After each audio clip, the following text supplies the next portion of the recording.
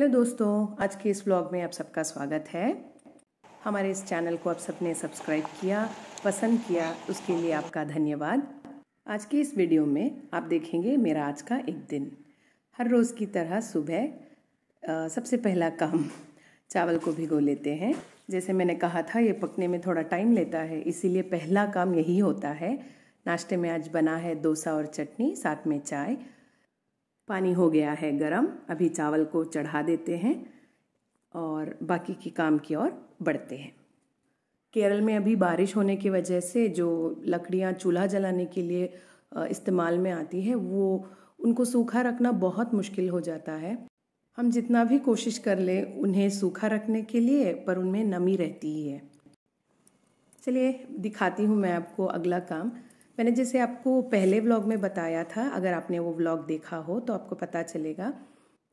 आलेप्पी में मछलियों से रिलेटेड जो काम है वो यहाँ आम है। ये झींगा या श्रिम्प जिसे कहते हैं वो है। इसको साफ़ करने पर यहाँ की औरतों को पैसे मिलता है। इस तरह यहाँ की बहुत सारी औरतें घर बैठे ही कमा लेती है। मैं आज वीडियो बना रही हूँ इसीलिए मैं ये काम नहीं करूँगी, तो मेरी माँ बैठी है काम करने। मुझे एक मिट्टी का बर्तन खरीदना था तो मैं आई हूँ पास के ही एक दुकान में। ये घर पे ही बाहर इन्होंने दुकान लगाया हुआ है, तो मैं देखती हूँ मुझे कौन सा सही लगता है। इनके घर के आंगन में ये इसका पेड़ है। ये जो छोटा आंवले की तरह दिखता है पर ये आंवला नहीं है। कच्चा होने पर ये हरा दिखता है और पकने पर ये चेरी जैसा दिखता है, पर ये आंवले की तरह खट्टा होता है। हमें तो ऐसे खट्टे चटपटे चीज़ें बहुत पसंद है। इसका पेड़ तो बहुत ऊंचा है, इसी वजह से नीचे जो पड़े थे उन्हीं को चुनकर लेके आ गए। आप इसको क्या कहते हैं कमेंट में बताना। दुकान से वापस आने के बाद मैंने इनको खाना दे दिया है। ब्लैक एंड वाइट में जो है ये भूरे रंग वाली की माँ है, उसकी पहली बच्ची है ये, और ये अभी फिर से प्रेग्नेंट है। ये छोटी के नखरे तो हज़ार है, ये अपनी माँ को खाना खाने ही नहीं देती। चलिए मैं आज आपको बताती हूँ कि हम इस बड़े से नदी को कैसे पार करते हैं। इस ओर से जहाँ पे मैं खड़ी हूँ और जहाँ पे हमारा घर है, यहाँ से बसें नहीं मिलती। अगर हम इस नदी को पार करके उस ओर चले गए तो वहाँ से हमें बस और रिक्शा आसानी से मिल जाता है, जिससे हम टाउन की ओर जा सकते हैं। हम इस नाव में बैठकर इस नदी को पार करेंगे। और ये नाव वाले अंकल हैं, इनके पापा मेरे बचपन में हमें नदी पार करवाते थे। हम टू व्हीलर्स को भी नाव में ले जा सकते हैं। उस पार जाकर इसी टू व्हीलर में हम टाउन की ओर जा सकते हैं। नाव के बैलेंस को बनाए रखने के लिए पहले एक आदमी चढ़ जाता है, उसके बाद अपनी गाड़ी हो या साइकिल उसको भी धीरे धीरे करके अंदर इसी तरह बिठा देते हैं। इस तरह गाड़ी को नाव के अंदर पार्क करने के लिए कोई बड़ा स्किल की ज़रूरत होता नहीं है, पर हाँ एक्सपीरियंस ज़रूर होना चाहिए। देखिए कितनी आसानी से इन्होंने अपनी गाड़ी को नाव के अंदर पार्क कर लिया है। पार्किंग हो गई है ख़त्म। अब ये निकले हैं अपनी मंजिल की ओर। आप देखिए इस नाव की सफारी को। चलिए म्यूज़िक लगा देती हूँ।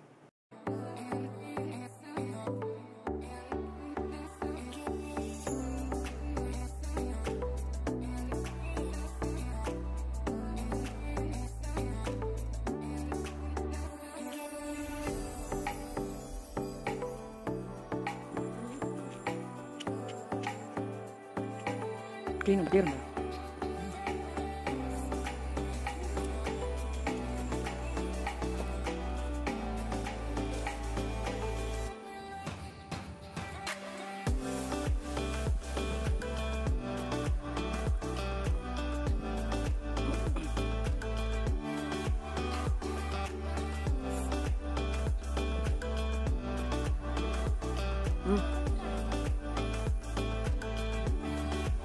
Button.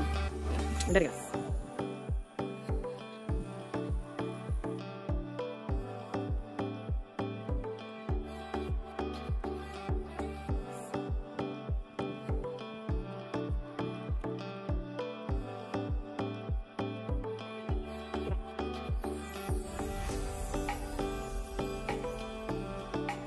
इनको उतारने के बाद नावल अंकल वहीं पर रहेंगे। अगला सवारी होगा जब उस ओर से कोई इस ओर आता है। तो ये सिलसिला तो चलता ही रहेगा शाम के 5 बजे तक। हम बैठे रहे नाव के इंतज़ार में इस और शुरू हो गई बारिश। लीजिए आ रहे हैं अंकल। पानी के ऊपर से बहकर ये नज़ारे को अगर आप देखोगे, अरे मैं क्या कह रही हूँ, अगर आप इस नाव में बैठकर देखोगे तभी आप समझ पाओगे कि मैं किस एहसास की बात कर रही हूँ। हम पहुँच गए हैं नदी के इस पार। हाँ, इसका टिकट चार्ज होता है 5 रुपया एक तरफ जाने के लिए। हम वापस इस ब्रिज से होकर आएंगे। ये ब्रिज हैंगिंग ब्रिज है जो कुछ साल पहले बना था। ये ब्रिज दिखता ऐसे है और ब्रिज के ऊपर से पानी ऐसे दिखता है। ये देखिए, सिर्फ एक नहीं 2-2 गाड़ियाँ भी आ सकती है इसमें। और बड़ी बड़ी गाड़ियों को आने के लिए इस तरह के बड़े बड़े ब्रिजेस भी बने हुए हैं। मेरे कुछ दोस्तों ने इस पर वीडियो बनाने को कहा था। आपको कैसा लगा बताना ज़रूर। मेरे बचपन में मैंने घर के जो आंगन का दीवार होता है वो इसी रूप में देखा था। अभी तो ज़माना बदल गया है और दीवारें भी। बारिश बहुत तेज़ हुआ था तो हम ब्रिज के नीचे ही रुक गए थोड़ी देर। अभी देखो पानी कितना भरा है। कोई ऐसा जाना पसंद करता है तो कोई ऐसा।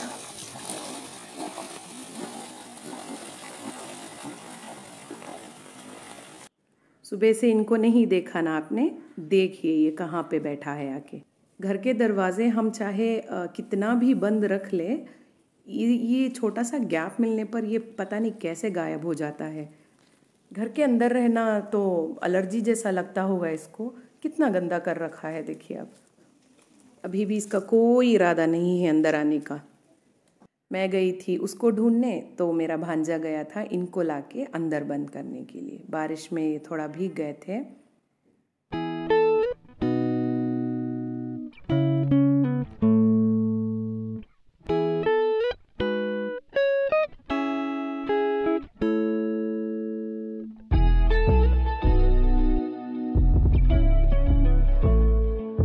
इसको मैंने खाना दे दिया है। अभी मैं बनाऊंगी अनार का जूस मेरी नानी के लिए। ये जो छिलके हैं वो बकरियां खाती हैं, उनको दे दूंगी। आज मैं बनाऊंगी सिंपल सा एक दाल। और हाँ, मैंने इसी बर्तन को लिया था उस दुकान से सुबह जाकर।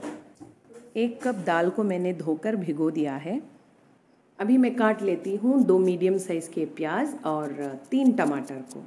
मैंने 4 हरी मिर्च और 6 लहसुन की कलियों को भी लिया है साथ में।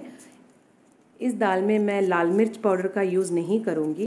अपने तीखे के हिसाब से आप हरी मिर्च को कम ज़्यादा कर सकते हो। सिंपल सा दाल है। मिट्टी के बर्तन में मैंने सारे सब्जियों को मिला लिया है। जिस पानी में मैंने दाल को भिगोया था उसी पानी के साथ साथ दाल को मैं इसमें मिला लेती हूँ। इसके साथ मैं डालती हूँ इसमें आधा चम्मच हल्दी का, आधा चम्मच ज़ीरा। बस हो गया। इसको मिलाकर ढककर पका लेते हैं। पकने के बाद ये इस तरह दिखता है। अभी मैं डालूँगी इसमें नमक और दाल को पतला करने के लिए मैं मिला लेती हूँ इसमें 1 कप उबला हुआ पानी। इसको अभी अच्छे से मिला लेती हूँ। ये ऐसे ही खाने के लिए है तैयार, पर झोंक लगाने के बाद तो ये और मज़ेदार हो जाता है। थोड़ा ज़्यादा करके हरा धनिया इसमें डाल दो तो इसकी जो महक है वो दुगनी हो जाती है। और अच्छे से इसको मिला लेते हैं। झोंक देने के लिए मैंने लिया है राई, जीरा, छोटी प्याज बारीक कटा हुआ, आप बड़े प्याज का भी यूज़ कर सकते हो, लहसुन की कलियाँ, सूखी लाल मिर्च, कड़ी पत्ता, धनिया तो मैंने पहले ही डाल दिया था। तेल गरम होने पर डालते हैं इसमें राई, फिर जीरा। अभी जाएगा इसमें प्याज, लहसुन।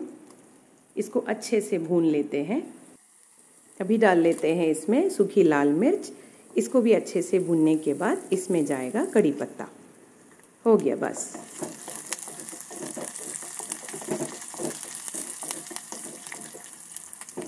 हरा धनिया डालने के बाद मैंने इसको ढककर 1 उबाल के लिए छोड़ दिया था। अभी लगाते हैं इसका झोंक।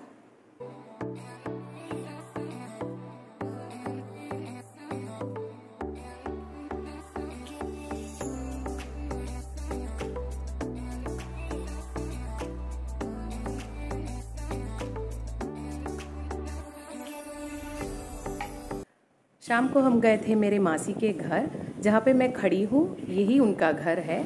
घर और समंदर के बीच का जो फासला है वो ना के बराबर है। बारिशों के टाइम पे तो बहुत सारी परेशानियों का सामना करना पड़ता है इन्हें। कभी ये लहरें घर के ऊपर से चली जाती है तो कभी वापस जाते जाते घर का सामान साथ ले जाती है। खैर, ये बातें तो होती ही रहेंगी। चलिए चाय पी लेते हैं। चाय के साथ में है समोसे, भजिया और केले। सबको कह दिया टाटा बाय बाय और हम पहुंच गए वापस घर।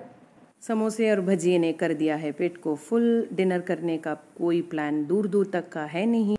हमारा ये कार्यक्रम आगे चलता रहेगा। आज के वीडियो में बस इतना ही। वीडियो अगर अच्छा लगा तो लाइक करना और अपना फीडबैक मुझे कमेंट्स के ज़रिए बताना। चैनल पे नए हो तो सब्सक्राइब करना भूलना नहीं। मैं मिलती हूँ आपसे अपने अगले व्लॉग में। तब तक के लिए आप अपना ख्याल रखना और हमें अपनी दुआओं में याद रखना।